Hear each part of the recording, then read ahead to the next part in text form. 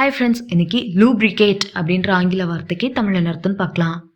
Lubricate lubricate இந்த வார்த்தைக்கு தமிழ் என்ன சொல்லுவாங்கன்னா, படுத்து, எண்ணெய் தடவு, சாதனப்படுத்து.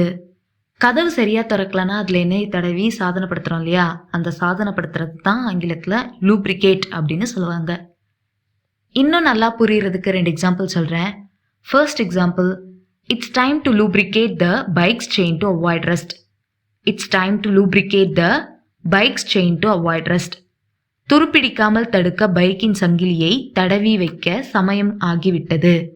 Second example, the mechanic lubricated the gears to ensure smooth operation. The mechanic lubricated the gears to ensure smooth operation. சீரான செயல்பாடு உறுதி செய்ய மெக்கானிக் கியர்களை தடவி வைத்தார். இன்னொரு வீடியோவில் வேறொரு ஆங்கில வார்த்தைக்கு தமிழ் அர்த்தம் பார்க்கலாம். அது வரைக்கும் பை.